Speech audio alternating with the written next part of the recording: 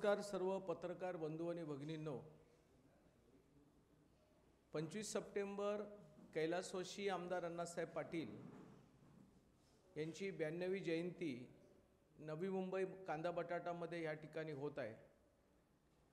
आणि या मेळाव्याच्या निमित्ताने महाराष्ट्राचे मुख्यमंत्र्यांचं एक प्रचंड मोठा सत्कार, ज्यांनी मराठा आरक्षणाकरिता या सरकारच्या माध्यमातून प्रमुख भूमिका या सगळ्या विषयावरती घेतली आणि सातत्यानं मराठा समाजाला न्याय मिळवून देण्याचं कार्य केलं, ज्यांच्या नेतृत्वाखाली समितीचं गठन झालं आणि समितीच्या माध्यमातून मराठा समाज आर्थिक दुर्बल आहे, ग्रामीण भागातल्या शेतकऱ्याला न्याय देण्याकरिता, प्रवाहामध्ये आणण्याकरिता ज्या पद्धतीनं संविधान, ज्या पद्धतीनं इतर मागासवर्गीय आयोगाने निर्णय दिले, तशाच प्रकारे कायदेशीर निर्णय आदरणीय देवेंद्र फडणवीस साहेबांनी दिले. त्यांचा सत्कार स्वर्गीय आमदार अण्णासाहेब पाटील यांच्या जयंतीनिमित्त माथाडी कामगारांचा मोठा मेळावा, ज्या राज्यामध्ये असंघटित क्षेत्रामधला पहिला कामगार कायदा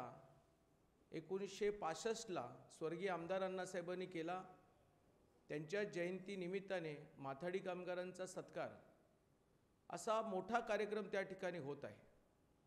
खरं म्हणजे राज्यामध्ये काँग्रेसनी त्या ठिकाणी काँग्रेसच्या राजवटीमध्ये मराठा समाजाला विस्थापित केलं आणि आमचे नेते आदरणीय देवाभावांनी त्यांना या ठिकाणी प्रस्थापित केलं.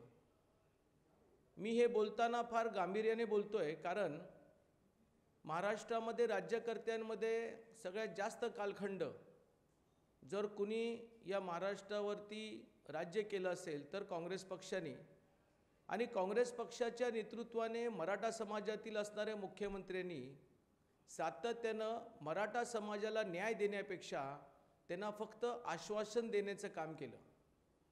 परंतु देवेंद्र फडणवीस साहेब राज्याचे मुख्यमंत्री म्हणून 2016ला ज्या वेळेला मराठा क्रांती मोर्चाला सामोरे गेले, त्यावेळेला त्यांनी अनेक विषयावरती स्पर्श केला आणि या मराठा समाजाला न्याय दिला.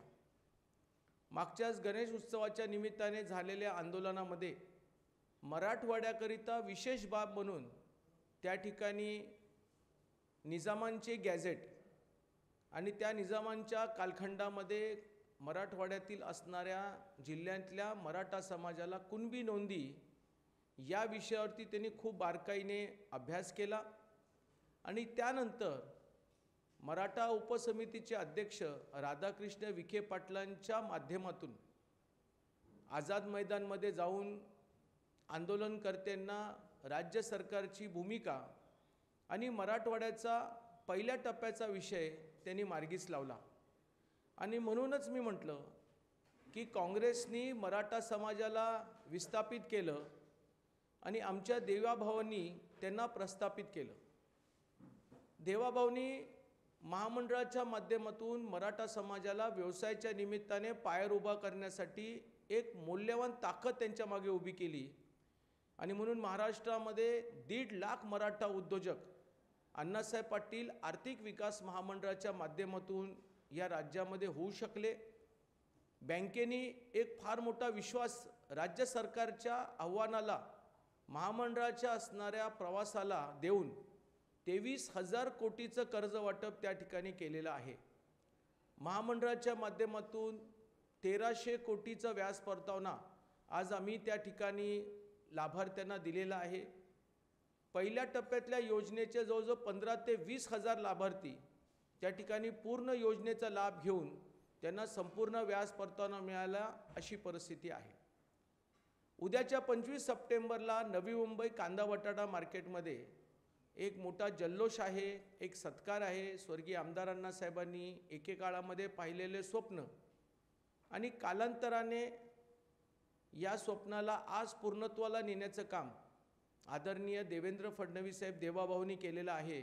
म्हणून त्यांचा सत्कार, त्यांच्यासोबत राज्याचे दुसरे उपमुख्यमंत्री आदरणीय एकनाथजी शिंदे साहेब, त्यांच्याबरोबर दुसरे उपमुख्यमंत्री आदरणीय अजितदादा पवार, त्याचबरोबर आमचे कामगार मंत्री आकाशजी फुंडकर साहेब, पणन मंत्री आमचे जयकुमारजी रावल साहेब, त्याचबरोबर आमचे मराठा उपसमितीचे अध्यक्ष आमचे राधाकृष्ण विखे पाटील, आमचे सातारा जिल्ह्याचे पालकमंत्री शंभूराज देसाई, आमचे सातारा जिल्ह्याचे कॅबिनेट मंत्री शिवेंद्रराजे भोसले साहेब, सातारा जिल्ह्याचे दुसरे कॅबिनेट मंत्री मंकरजी आबा, सातारा जिल्ह्याचे दुसरे कॅबिनेट मंत्री जयकुमारजी गोरे आणि नवी मुंबईवरती सातत्यानं प्रेम करणारे आणि स्वतःच्या एक विशिष्ट कार्यशैलीचा ठसा उमटवणारे कॅबिनेट मंत्री गणेशजी नाईक साहेब हे उपस्थित राहणार आहेत.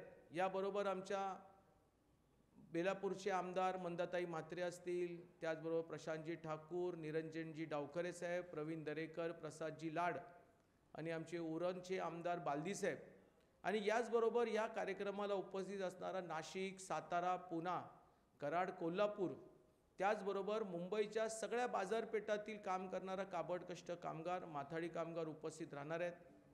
या मेळाव्याच्या निमित्ताने आम्ही महाराष्ट्रामधला देवाभाऊ हा मराठ्यांसाठी वेळोवेळी धावून आला, मग ते कुणबी प्रमाणपत्राच्या माध्यमातून असो किंवा रोजगाराच्या निमित्त, व्यवसायाच्या निमित्त, बँकेच्या कर्जाच्या माध्यमातून मराठा समाजाला एक वेगळा व्यवसायाच्या निमित्ताने आधार देण्यासाठी उभा असो किंवा शैक्षणिक योजनेअंतर्गत सारथीच्या मराठा आणि कुणबी अशा तरुणींच्या पाठीशी उभा राहून त्यांना वेगवेगळ्या माध्यमातून ताकद देण्याचं काम आदरणीय देवाभाऊंनी केले आणि म्हणून विशेष सत्कार त्यांचा त्या ठिकाणी होणार आहे.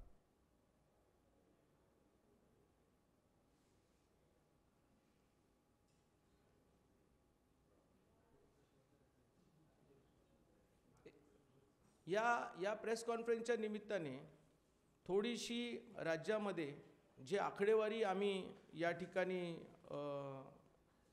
एकत्र केली होती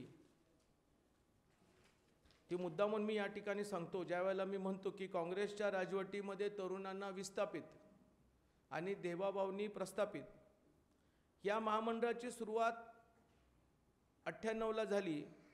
98 ते 2014ला फक्त 50 कोटीची तरतूद करण्यात आली. त्याचबरोबर 18 ते 19 या कालखंडामध्ये 100 कोटीची तरतूद करण्यात आली आणि कालांतराने कोविडच्या महामारीमध्ये 50 कोटी जाहीर केले, परंतु प्रत्यक्षात त्या ठिकाणी ते आलेच नाही. यानंतर 100 कोटी देण्यात आले. आदरणीय एकनाथजी शिंदे साहेब ज्या वेळेला या राज्याची भूमिका त्यांनी हातात घेतली त्यावेळेला त्यांनी 100 कोटी ही तरतूद त्या ठिकाणी वाढवली आणि कालांतराने 23-24ला 300 कोटी, त्याचबरोबर 24-25ला 400 कोटी आणि आता आदरणीय देवेंद्र फडणवीस साहेबांच्या नेतृत्वाखाली सरकार चालवत असताना आदरणीय अर्थमंत्री अजितदादा पवार यांनी अर्थसंकल्पामध्ये 750 कोटी त्या ठिकाणी प्रस्थापित केलेले आहेत.